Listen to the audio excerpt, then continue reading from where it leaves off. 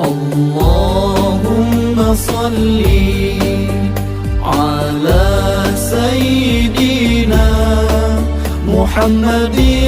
طب القلوب ودوائها وعافية